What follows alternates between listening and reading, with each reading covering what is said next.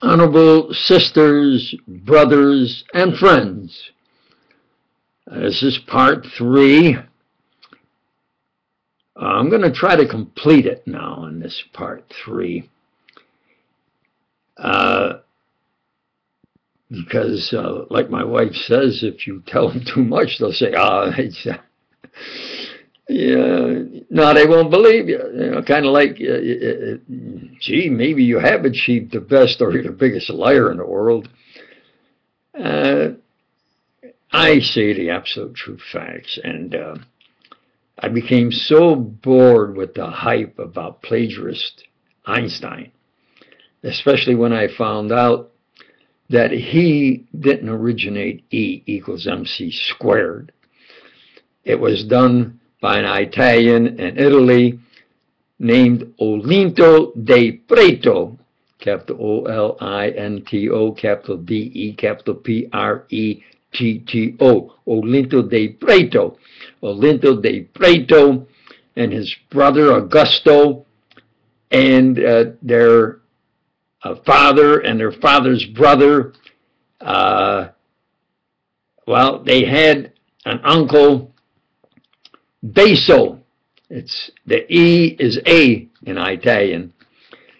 So Uncle Baso had an engineering company, and Augusto worked for Uncle Baso. Uncle Baso's son, Michael Baso, worked in the patent office in Switzerland, in Bern, Switzerland. And Einstein, who grew up in northern Italy and was part of an academic chit-chat group of Michael Baso, Augusto de Baso, and Einstein and Olinto de Preto. They would discuss his scientific research and forward mathematical physics that he worked on. At least 2 years, or at least a year, that he presented to a prestigious science academy, university in Italy. Einstein copied him verbatim, and the original equation was E equals mv squared, v the velocity of light.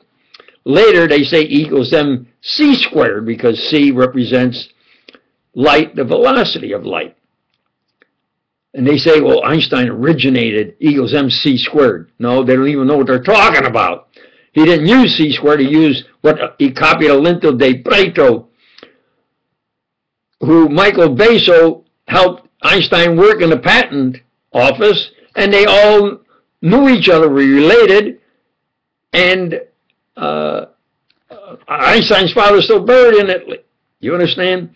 He had Olinto de Preto, they discussed it 2 years, and a year before that he represented it at a prestigious science academy, university. Einstein copied Lorenz's equations, and that's what I prefer. I'm maybe getting to, but you know, you kind of fast forward. When you mention something, then it's important, and I'll then specify that. So let me see. Looking back, as I want to complete it in 3, was that Einstein agreed with yours truly. He had to. Either he agrees with me that it is valid, or he's just a phony liar. And he agreed with yours truly. Now, when he said we could work together, and I called him, he said, well, and that's what I suspected, the power, the secret power. I says, because I don't think the secret police should be able to say what scientists can work together on what specific resolutions of a universal phenomenon. I talked to him real polite, professionally, and he responded in same, saying, we will work together. But then he said, well, they tell me not to work with you. And I said, well, I think we should, because you have worked on a unified field theory, and I have a basic unified field theory that I think is valid. And he says, you're right, to my surprise. And he said it angrily. He says, you're right. I don't care what they tell me. We will start working together. When I called him, At the same time, we specified his live-in secretary, I forget her name. It might have been, because the way we did it was a three-way. I would say it in English. She would take it down in shorthand. And until she absolutely had it the absolute way I was presenting it. Then she would talk to him in German. And then he would say, well, don't you know any German? But, see, he was still covering up for his equals MC squared. I could speak Italian. He could speak Italian fluently. He would say, well, you speak German. I said, well, the only German I can remember at the moment is my college days of Einstein's five sphere. Who's going to buy the beer? And he laughed. He says, yeah, we're going to work together, because he had tried a unified field theory that was not correct. They don't mention that. They always say Einstein did Einstein, and that's propagandist and ethnic push to have him the smartest and the best. Clever, but that's the true facts. Now, the true facts about Hoover is what I said. He was the power behind having a top attorney in Washington, D.C., who I told these facts to. And he said, you know, he said, you see all this work I got on my desk? I've been listening to you. He says, I know you're telling the truth. He says, but you see all this work I got on my desk? Here's what we do. He says, I've been living in this town like Hoover. It is Hoover's town. He said, but I've been in this town also. He said, I know some things you don't even know about that Hoover. Somebody's got to get that Hoover. He says, this is Monday. I'll get everything done. You come in Friday after work, like at 5 p.m., and we'll begin officially, legally getting him out. Well, I know how fast Hoover works, and that he will kill anyone that tries to get him out. So on a Wednesday, I called to make sure he was okay and that he would keep the appointment. On Wednesday, when I called, his brother answered the phone. You notice maybe brothers in here. It sounded like I says, well, you're not. He says, no, I'm his brother. I says, well, let me talk. He says, well, you can't. Why? He's dead. Dead? I talked to him, this is when? Monday. And he was all right, in good spirits. He says, I talked to him yesterday, and he was in good spirits. Didn't have no complaints. He says, but I had to rush back because they told me he suddenly died. And they tell me they're going to bury him Friday. You understand how clever that Hoover, hideous Hoover is? On a day I would go to his office, he wouldn't be there. They would be burying him. So I went, of course, to the funeral, and I can prove it. It was on the date. It was a heck of a rainstorm. Even though there was the rainstorm, as far as you can see, there was anybody in Washington with umbrellas. And then after the service, everybody, I waited until everybody left, and I stood there in that rainstorm, and I said, well, courageous, honest attorney, someday I'm going to get that criminally insane Hoover. Well, now, I see that Hoover wants Jack Kennedy out. And I go to Bobby's office, and I'm saying he's got to be investigated for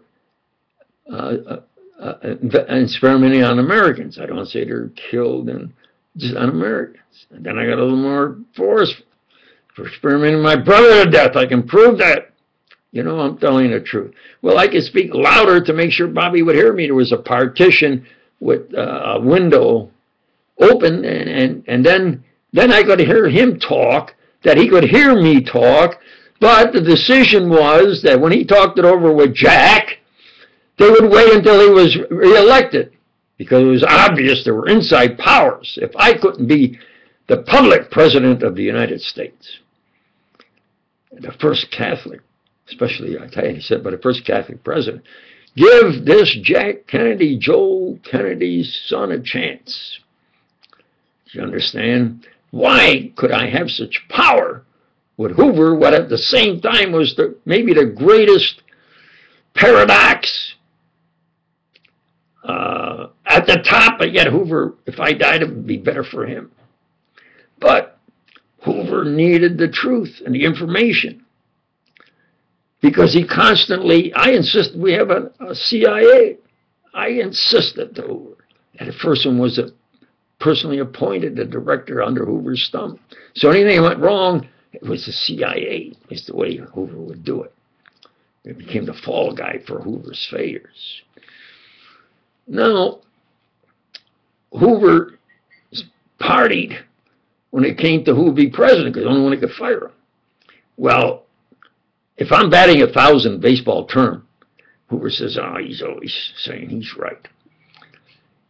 But this time Dewey will win. So he and his gang were partying because obviously Dewey won. I was alone. The next day when that Homo Hoover realized that really Truman had won, he went a little berserk. He said, you let that, and he was prejudiced,